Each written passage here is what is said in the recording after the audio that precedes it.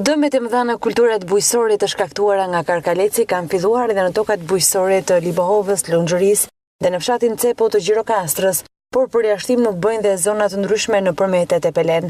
Alarmi jepet dhe nga specialisti i Drejtorisë Rajonale të Bujqësisë, Balil Bineri, i cili pohon gjithashtu se nuk është bërë ende dezinfektimi i tokave bujqësore, e për arsye se nga Ministria nuk ka përfunduar ende tenderi e procedurat. Sipas Bilerit, kjo procedurë është tepër e vonuar dhe ndikon drejt për drejt në përhapjen e këtij insekti tepër të rrezikshëm, edhe pse Bileri pohon se ju është dhënë ndihma fermerëve nga specialistët e Drejtorisë së Bujqësisë.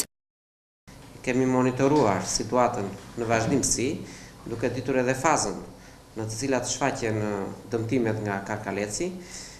Situata është e vlerësuar në të gjithë territorin e qarkut tonë dhe janë evidentuar vatrat e prekura nga ky dëmtues. Pasi është një dëmtues që ka disa vite që është shqetësues për rajonin tonë.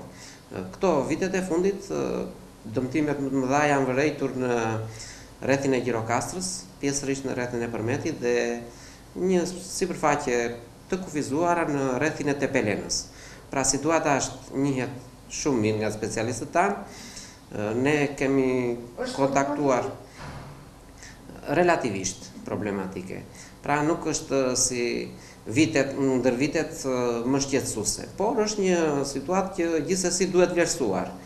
Ne kemi kontaktuar edhe me Ministrinë për të ndërhyrë për trajtimet kimike.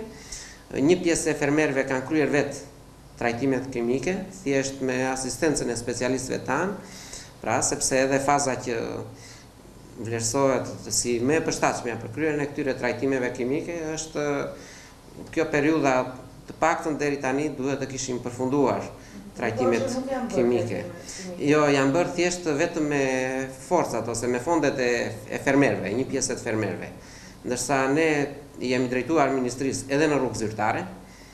Kemi përveç kontakteve të vazhdueshme që kemi pasur me ta në rrugë elektronike ose me telefona, dhe shpresojmë që brenda 2 ose 3 ditëve maksimumi të japim edhe pesticidin e ardhur nga Ministria e Bujqësisë.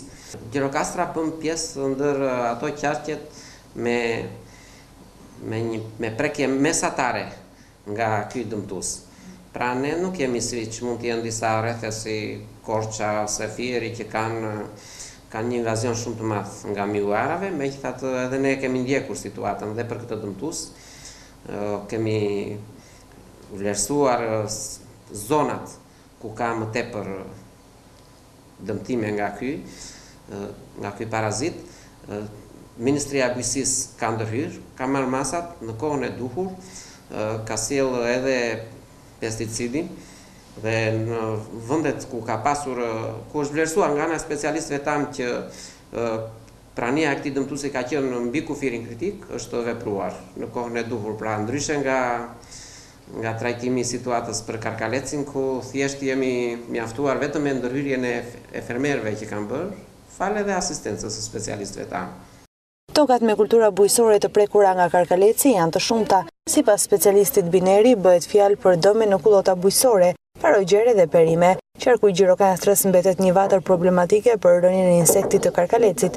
Përsëri këtë vit është dëmtuar gati 35% e sipërfaqeve të tokave bujqësore.